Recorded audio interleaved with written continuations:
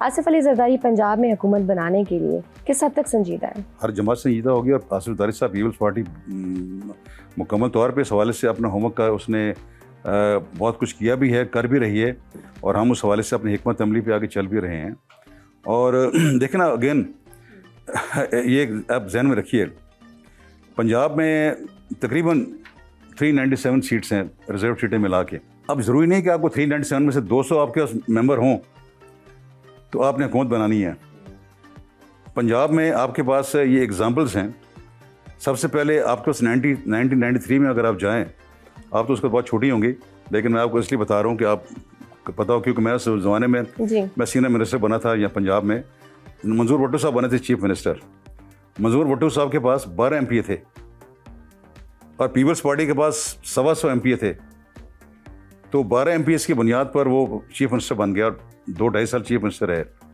अभी आप रिसेंटली आप देखिए, परवेज इलाही साहब के पास 16-17 MPA थे जी, और 16-17 MPs की बेस पर वो चीफ मिनिस्टर बन गए। तो ये सियासत में ये जो होते हैं ना चीज़ें, ये बड़ी काउंट करती हैं। तो ज़रूरी नहीं आपने सबसे बड़ी पार्टी आपने होना है इसमें।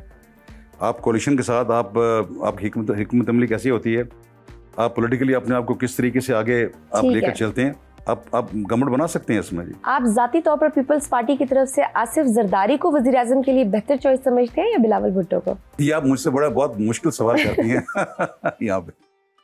देखिए, बिलावल जो है वो एक उनमें बहुत पोटेंशियल है और अभी पिछले सवा साल वो जो रहे हैं फॉरेन मिनिस्टर, उसमें आपको कई दफ़ा उसकी एक आपको ओपन एग्जीबिशन नज़र आई है उस पोटेंशियल की भी, और जिस तरीके से उन्होंने अपने आप को कंडक्ट भी किया है और फिर पाकिस्तान का जो मुकदमा है बैनुल-अक़वामी फोरम में जाके उसको कंटेस्ट भी किया है।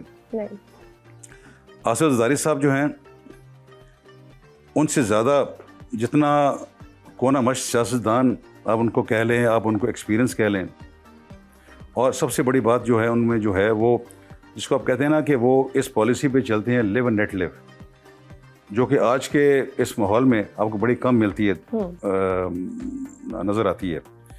जब तक आप और देखें, सियासत किस चीज़ का नाम है? सियासत है आपकी अकोमोडेशन, गिव एंड टेक। उस हवाले से आपने लड़ाई तो नहीं करनी है ना। अब हमने 4 साल देख लिए पिछले लड़ाइयों का। So who is the better option in your opinion?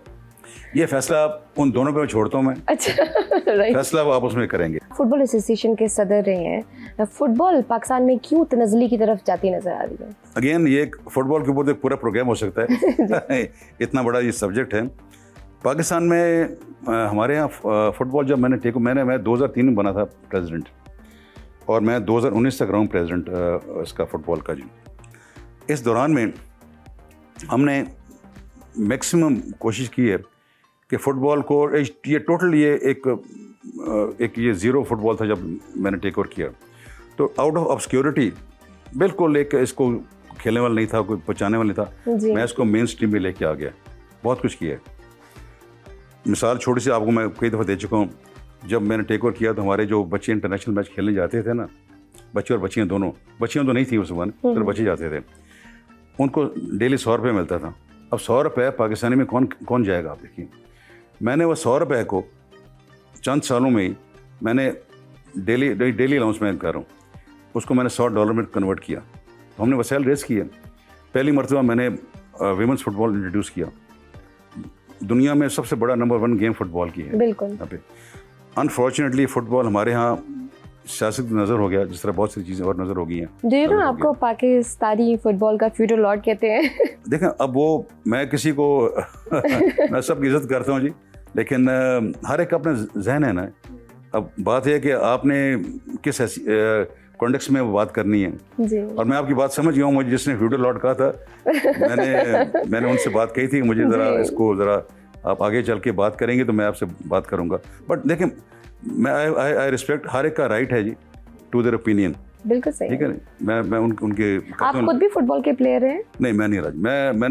मैंने सारी जिंदगी या स्क्वॉश खेली है या क्रिकेट खेली है। मैंने कॉलेज में, यूनिवर्सिटी में मैं ये खेलता रहा हूँ यहाँ पे मैंने। राइट। हमारी टीम कब वर्ल्ड कप में कम्पीट करेगी?